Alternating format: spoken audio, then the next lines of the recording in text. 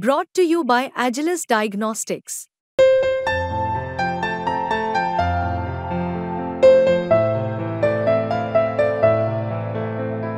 Agilus Diagnostics. मुख्यमंत्री एकनाथ शिंदेंच्या एका जाहिरातीमुळे महाराष्ट्रभरात वादंग सुरू आहे. ज्या व्यक्तीचा फोटो या जाहिरातीत लावण्यात आलाय ती व्यक्तीच गायब असल्याची चर्चा रंगली आहे. आता हा प्रकार नेमका काय आहे हेच आपण या रिपोर्टमधून पाहूयात. आता ज्येष्ठांना घडवणार धार्मिक स्थळांचे दर्शन या जाहिरातीत मुख्यमंत्र्यांसोबत एका सामान्य माणसाचा फोटो झळकला. मात्र मुख्यमंत्री शिंदेंमुळे नव्हे तर फोटोतील या सामान्य व्यक्तीमुळे ही जाहिरात चर्चेत आली आहे. गेल्या 3 वर्षापासून बेपत्ता असलेल्या व्यक्तीचा फोटो आता ज्येष्ठांना घडवणार धार्मिक स्थळांचे दर्शन या मुख्यमंत्र्यांच्या जाहिरातीत झळकला आहे. पुणे जिल्ह्यातील वरुडे या गावचे 68 वर्षीय ज्ञानेश्वर विष्णू तांबे गेल्या 3 वर्षापासून गायब आहेत. कुणाच्याही संपर्कात नसलेल्या व्यक्तीचा फोटो आता थेट मुख्यमंत्र्यांच्या जाहिरातीत आल्यानं कुटुंबियांनाही धक्का बसला. ज्येष्ठांना धार्मिक स्थळांचे दर्शन घडवता तसं आमच्या वडिलांचे दर्शन घडवून द्यावे अशी विनंती कुटुंबियांनी मुख्यमंत्र्यांकडे केली आहे. मुख्यमंत्री साहेबांनी जी आता घडवणार ज्येष्ठांना मोफत यात्रा ही जो नवीन जाहिरात मुख्यमंत्री साहेबांनी प्रसारित केली त्याच्यामध्ये माऊलींच्या कृपेने मला माझ्या वडिलांचा फोटो त्या जाहिरातीमध्ये दिसून आला आणि आम्हाला आश्चर्याचा धक्का बसला.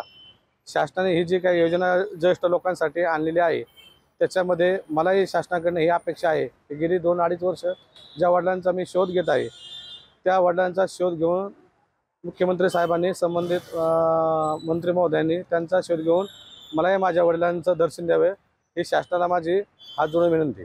पोलीस तक्रार नाही केली परंतु त्यांची सवय असायची की बाहेर हिंडणे फिरण्याची पाहुण्यारावळ्यांकडे. तसंच ह्याही वेळेस आम्हाला असं वाटलं की ते येतील आणि सर्वत्र पाहुण्यांना चौकशी केलेली होती परंतु पाहुण्यांकडे ते असायचे पण घरी काही आले नाही. पत्नीच्या निधनानंतर ज्ञानेश्वर तांबे खूप कमी काळ वरुडे गावी असायचे. कोरोना काळादरम्यान गेले ते गावाकडे पुन्हा फिरकलेच नाहीत. 2 वर्षाआधी आळंदीत ब्लँकेट वाटप करताना एका दैनिकात फोटो पाहिल्याची आठवणी ग्रामस्थांनी सांगितली.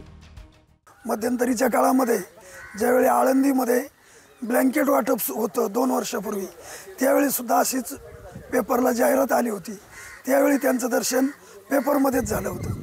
कुटुंबाने प्रयत्न केला परंतु त्यांचा शोध लागला नाही.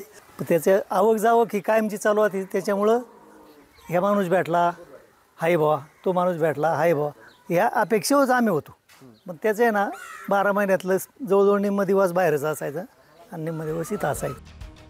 ही जाहिरात वादग्रस्त ठरत असल्याचं लक्षात येताच CMOनं खुलासा केलाय.